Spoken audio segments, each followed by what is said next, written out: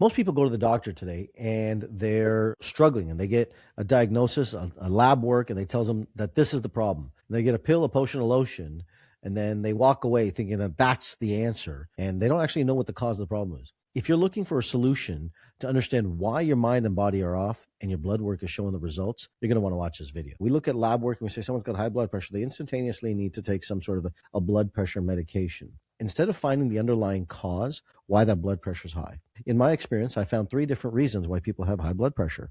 Now, this is not diagnostic to you by any capacity, but it's worth researching for yourself to understand it.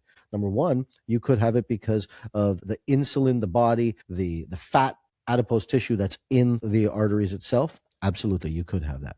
You could also have high blood pressure because something called homocysteine, which is an inflammatory marker that some people have a genetic propensity to, that is literally irritating the lining, which is causing the muscles to contract. Third is that most people don't realize this, is that the blood vessels are a muscle. And when there's stress on a muscle, you literally are causing that muscle to contract. So if you're psychologically in a state of stress and you have a high level of epinephrine and norepinephrine, and maybe you have what I call a protector DNA profile or a chaser DNA profile, you have a higher propensity to have high blood pressure. Now, the thing is that when your blood pressure gets constricted in that fashion because you have high epinephrine and norepinephrine, is it that you need to take a medication or do you need to balance the neurotransmitters in the brain? And I say this to you as from personal experience, is that I was that character with high blood pressure. And they said it was because of my arteries. That's not true. It's because I was under a high amount of stress. My epinephrine and norepinephrine were high, and nobody looked at these things. And when I figured out that I actually had somewhat of a chaser profile, it allowed me to see that, oh, I naturally have this. So what I have to do is I have to create protocols to put my body from a epinephrine to more of a oxytocin serotonin state, which is more of a relaxed state. And I had to do it based on who I was, based on my DNA. And I didn't figure it out randomly. It wasn't just a random assessment. That's the thing, is we sit and say everybody's uniquely different, but we diagnose everybody exactly the same and give everybody the exact same protocols. And we guess when something's not working. I'm trying to sit and say, look, your brain DNA allows you to see what that profile is. So high blood pressure, in my opinion, can be eliminated. It doesn't have to be there. It doesn't have to be you live with. I mean, if you're overweight and obese and really do have VLDL and LDL issues, then yeah, you do have to do some work to lose that fat in the body. Not taken away from that. Absolutely. In those cases, it is necessary. But you can't do those things and continue to bag of Doritos and think that, why is my high blood pressure not going away? You've got to change the insulin levels. Insulin's another reason, right? Your arteries get thicker. So if your blood sugars, your insulin levels, all of these things are going to lead a propensity to high blood pressure, then you have to look at it and say, how do I change that? How do I change that for myself? And what I help people do is I help people get to the root cause of how at least their brain DNA is functioning, which is affecting every other area of their lab work and the balance of their nervous system. This brain controls every single cell, tissue, and organ in the body, but we don't do enough to analyze its function. We do more to analyze its dysfunction. I'm trying to sit and say is, what if we optimize the brain from a state of performance, optimize the way that you're designed to be, then the way that you think, the way that you feel, the way that you act, the way that your body functions becomes optimized. Another thing that people struggle with and they don't realize it is this world of testosterone. Testosterone replacement has become a massive business, and you see entrepreneurs who are just injecting themselves in their 20s with testosterone.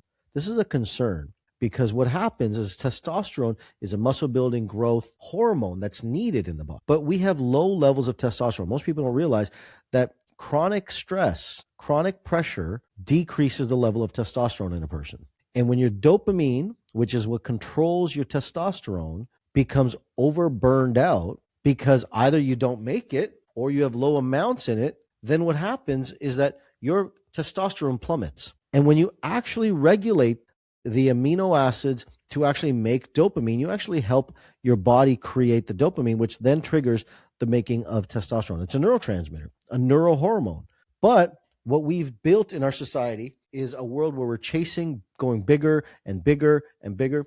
The bigger things we chase, especially in the entrepreneurial world, is they crash. And so then so many people are like, I got to build a business, and they burn themselves out. I've been talking to entrepreneurs for 10 years trying to sit and say, you're burning yourselves out by doing things in the backwards way. They don't want to listen.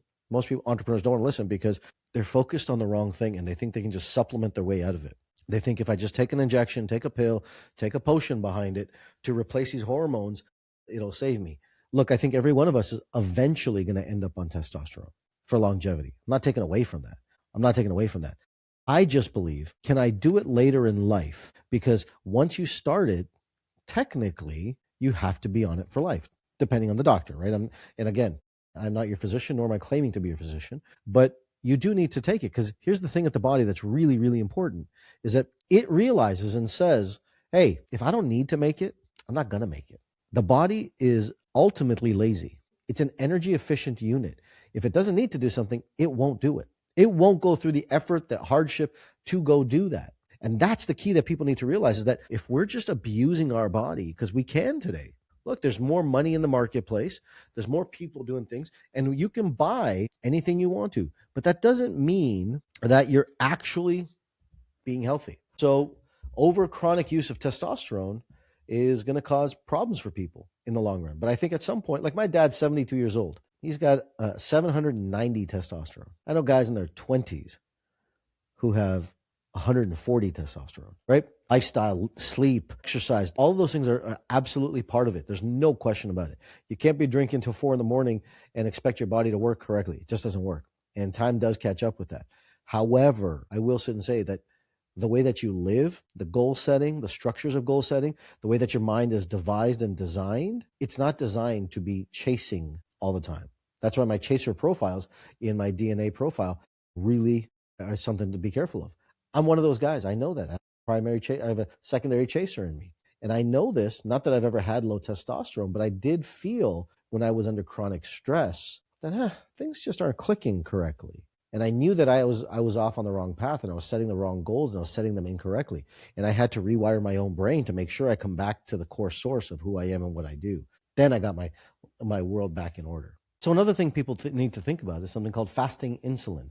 Most doctors don't measure fasting insulin. They measure your glucose levels. And your glucose levels are looking at the levels of glucose in the morning that you have.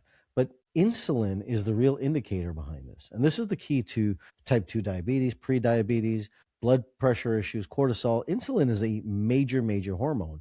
It's a protective hormone. It's what's called an anabolic hormone. Now, the reason that's a big deal is because your sleep is so important. Most people don't realize that they sleep 4 to 6 hours a night and think that they grind it out, work harder, do more, watch TV, play video games at night, sleep less, scroll on their phone. And then they ask themselves the question, why do I have anxiety? Why am I gaining weight? Why is my belly getting bigger? Why is my cortisol high? Why am I getting more visceral fat? Why do I look like I got a beer gut? It's because you're not sleeping. And the reason you're not sleeping is because your profile is preset to have a hard time shutting your brain and body down. And if your body has a hard time shutting your brain and body down at night, you effectively won't move into the space of actually stopping, resting, recovering. So your body always stays in a consistent level of stress. That causes insulin to be high. And when insulin stays high, it says, I got to put on fat, I got to put on cortisol, I got to put on extra weight. That becomes an issue for people because they think that hard work is the answer. And they say, well, it doesn't affect me because I'm losing weight. Weight isn't the variable. It's body fat. Weight is the worst metric to look at. It's body fat to body muscle percentage. Percentage of body fat is the single-handed best metric. You could be 200 pounds, but have 12 to 14% body fat as a male and be completely lean, perfectly fine. But if you just look at it by weight, they'd say, well, your BMI is too big, you're too heavy. Is that really true? It's not true. It's not true. It doesn't mean that you're healthy. So our measurements are incorrect with this. But if you're not sleeping at night, your insulin is going to be high. And that insulin is a very, very important metric because it's seeing how your metabolism's working. But your neurotransmitters are the keys that actually regulate how you go to sleep. I read a statistic, something like from Matthew Walker's work, something like 75 to 80% of the population deals with sleep issues. Either they can't fall asleep at night or they wake up at 4 a.m. I will tell you, through the work, through rewiring my brain, through knowing my protocols, knowing how my brain works, I sleep 8 hours every night. I go to bed at 10, I wake up at 6 every day, consistently. And that consistency has definitely helped regulate weight loss protocols, regulate my brain function. But it's so important to understand that metric of fasting insulin because it tells you more than just a glucose measurement. Glucose and CGMs are popular. They're cool. They're great. And they let you know how does food affect your body. That's fantastic. But have a crappy night of sleep and tell me how your body responds to the CGM. It's going to tell you that it's high, it's elevated. But you're going to think it's the food. It's not the food. It's the lack of sleep. And that sleep is regulated by the brain. And the brain is controlling how you go to bed at night, and the hormones that are being recovered, testosterone, estrogen, recovery hormones, all happen in deep sleep. So if you're not moving your body and can't fall asleep and you don't get 7 to 8 to 9 hours of sleep a night, your body can't move into the deep states of recovery. And your brain DNA and the profile is able to look at that because you have something called neuroflexibility, the ability to turn the brain on and turn the brain off. In the morning, you want your brain to turn on. At night, you want it to turn off. But in today's environment, it doesn't work that way. In today's environment, it's on more than it is off, especially if you live in a city.